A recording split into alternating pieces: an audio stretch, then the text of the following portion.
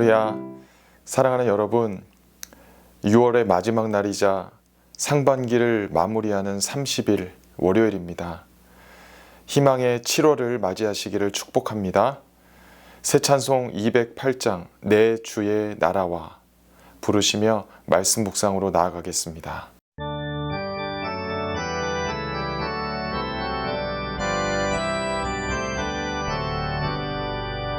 내 주의 나라와 주 계신 성전과 피 흘려 사신 교회를 늘 사랑합니다. 내 주의 교회는 전성과 같아서 눈동자같이 아끼사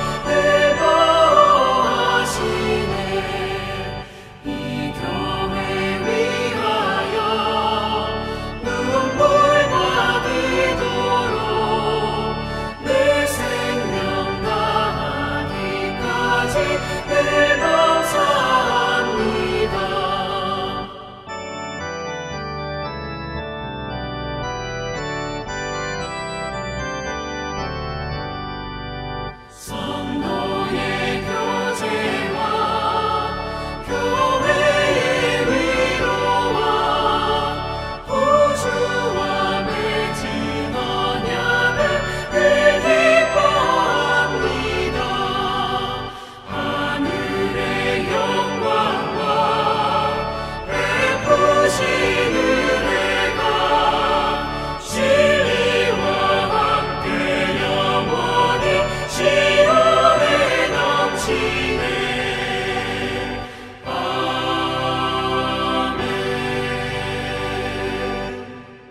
아멘. 피 흘려 사신 교회를 늘 사랑합니다. 오늘의 말씀 시편 84편 1절에서 12절까지 봉독하겠습니다. 만군의 여호와여, 주의 장막이 어찌 그리 사랑스러운지요.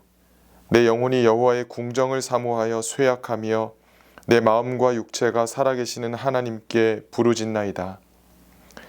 나의 왕 나의 하나님 만군의 여호와여, 주의 제단에서 참새도 제집을 얻고 제비도 새끼둘 보금자리를 얻었나이다. 주의 집에 사는 자들은 복이 있나니 그들이 항상 주를 찬송하리이다. 셀라. 주께 힘을 얻고 그 마음에 시온의 대로가 있는 자는 복이 있나이다. 그들이 눈물 골짜기로 지나갈 때에 그곳에 많은 샘이 있을 것이며 이른 비가 복을 채워주나이다. 그들은 힘을 얻고 더 얻어 나아가 시온에서 하나님 앞에 각기 나타나리이다. 만군의 하나님 여호와여, 내 기도를 들으소서. 야곱의 하나님이여, 귀를 기울이소서. 셀라. 우리 방패이신 하나님이여, 주께서 기름 부으신 자의 얼굴을 살펴보옵소서. 주의 궁정에서의 한날이 다른 곳에서의 첫날보다 나은즉 악인의 장막에 사는 것보다 내 하나님의 성전 문지기로 있는 것이 좋사오니 여호와 하나님은 해요 방패시라. 여호와께서 은혜와 영화를 주시며 정직하게 행하는 자에게 좋은 것을 아끼지 아니하실 것임이니이다. 만군의 여호와여, 주께 의지하는 자는 복이 있나이다. 아멘. 하나님의 말씀입니다. 하나님의 말씀에 감사합니다. 오늘의 말씀은 10절에서 13절, 즉 마지막 4개의 절에 그 주제가 함유되어 있기에 정직하게 행하는 자와 주님의 장막 그리고 악인의 장막이라는 단어를 중심으로 본문을 살펴봐야 합니다. 10절에서 12절이겠습니다. 3절입니다. 장막들은 광야 시기인 이스라엘 백성의 조상들이 하나님을 만나던 성막, 회막을 떠올리게 합니다. 예루살렘의 하나님의 성전이 오늘 말씀에는 주의 장막들이라고 표현됩니다. 그림으로 보시듯이 솔로몬이 처음 짓기 시작한 하나님의 성전은 새 공간으로 되어 출입문을 기준으로 영상의 빨간 동그라미에서 구분되듯이 현관, 성소, 지성소로 나뉩니다. 이렇게 세 부분이기에 오늘 본문의 원어에서는 광야 시대의 성막들을 떠올리며 장막들이라고 복수로 표현한 듯합니다. 아시다시피 하나님의 성전은 솔로몬에 의해서 처음 지어진 이래 주전 587년에 바벨론에 의해 예루살렘이 파괴되었습니다. 이후에는 고레스의 칙령으로 포로 생활을 마치고 돌아온 유대인들이 느헤미야를 중심으로 예루살렘 도시에 성벽을 세우고 이 에스라를 통하여 성전 공사가 시작됩니다. 그리고 마침내 학개 선지자를 통해 여호와께서 제2차 성전을 짓도록 말씀하셔서 약 70년 후인 주전 515년에 다시 소박하게 지었습니다. 그리고는 주후 70년경에 유대인과 로마와 전쟁으로 로마 지휘관에 의해서 성전이 파괴된 후에는 더 이상 존재하지 않게 되었습니다. 당시의 시편은 주로 주전 시대에 쓰여졌으므로 시편 기록자는 이렇게 다시는 짓게 되지 못할 예루살렘 성전에 대해서는 생각을 못해 보았을 것입니다. 시편 기자의 장막이라는 표현이 조상들의 성막 자체를 회상하든지 바라보던 성전 그대로를 말하든지 하나님이 거하시며 백성과 만나주시던 장소임은 분명합니다. 학개 선지자를 통해서도 두 번째 성전을 짓는 일을 하라고 여호와께서 말씀하셨습니다. 학개 2장 4절에서 5절을 봉독하겠습니다. 그러나 여호와가 이르노라 스룹바벨아 스스로 굳세게 할지어다 여호사닥의 아들 대제사장 여호수아야 스스로 굳세게 할지어다 여호와의 말이니라. 이 땅 모든 백성아 스스로 굳세게 하여 일할지어다 내가 너희와 함께 하노라 만군의 여호와의 말이니라. 너희가 애굽에서 나올 때에 내가 너희와 언약한 말과 나의 영이 계속하여 너희 가운데에 머물러 있나니 너희는 두려워하지 말지어다. 아멘. 이처럼 여호와의 성전은 지어질 때부터 하나님의 영이 머물러 계신 곳이기에 이스라엘 백성들에게는 반드시 필요하므로 여호와께서는 속히 지으라고 말씀하셨습니다. 우리에게 교회는 어떤 곳인가요? 시대와 장소를 지나면서 어릴 때 다니던 한 교회에서 현재까지 주일 성수를 하는 경우는 적을 것입니다. 같은 교회를 대대로 다니고 있을지라도 용도와 필요에 따라 교회 건물이 증축되어 바뀌곤 합니다. 우리에게 각각의 역사 속에서의 교회 건물마다 하나님의 구원의 역사가 함께 하셨던 공간으로 남습니다.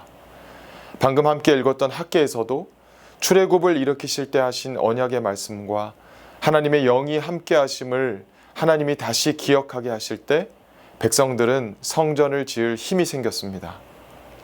하나님의 성전은 하나님의 영과 하나님의 구원의 역사와 말씀이 있기에 우리가 담력을 얻어 교회를 유지해 왔습니다. 그러한 곳을 우리는 주의 장막이요 여호와의 궁정이라고 고백합니다. 가족들이 살아온 가옥들은 오늘의 그 가정이 있게 한 역사가 깃들어 있지요.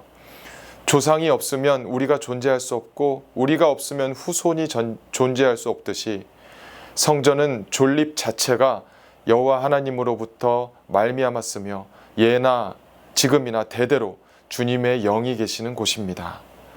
또한 오늘 시편 기자는 여호와의 궁정 즉 뜰을 말하고 있습니다.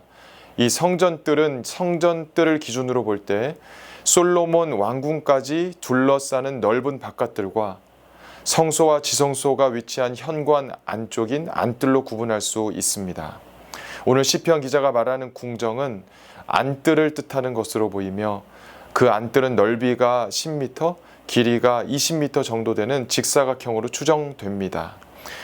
그 안뜰의 제단에서 보금자리를 틀고 지내는 새들이나 주의 집에 거하는 레위인들이나 문지기들을 시편 기자가 부러워합니다.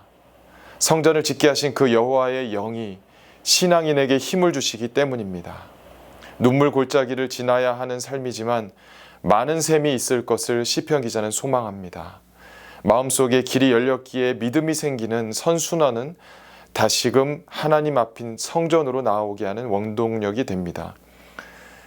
시편 기자가 주의 장막을 사모하는 궁극적인 이유는 악인의 장막에 있는 그 어떤 부정직도 하나님의 임재가 머무는 주의 장막과 뜰에는 찾아볼 수 없기 때문입니다. 11절 12절 말씀에 온갖 안정과 명예로 지낼 수 있는 악인의 장막이 아닌 하나님을 의지하여 성전의 문지기로 지내기를 소망하고 있습니다. 시편 1편 말씀처럼 악인들의 꾀를 따르지 아니하며 죄인들의 길에 서지 아니하며 오만한 자들의 자리에 앉지 않은 사람이 복된 사람임을 규정하는 것과 일맥상통합니다. 비록 하루만 있더라도 주님의 장막이 악인의 장막에서의 첫날보다 복됩니다. 주님의 장막에서의 삶이란 주님을 의지하는 삶을 의미합니다. 하나님의 성전인 교회는 하나님의 영과 우리의 역사 속에서 행하신 그 구원으로 유지해 왔습니다. 성전은 주님의 영이 계시는 곳입니다. 현대의 교회들이 하나님의 구원 대신 자신의 칼과 마병을 의지하는 악인의 장막으로 전락하지 않기를 소망합니다. 하루라도 머물고 싶고 성전 문지기처럼 봉사자로서 헌신하고 싶은 주님의 장막이요 여호와의 궁정이 되도록 주님의 장막을 세우시는 정직한 예배자가 되시기를 축복합니다. 아멘. 기도하시겠습니다. 하나님 아버지, 주님의 장막을 악인의 장막과 구별시키는 정직한 예배자가 되게 하옵소서. 예수 그리스도의 이름으로 기도합니다. 아멘. 정직한 예배자로 주님의 장막을 높이시기를 축복합니다. 아멘.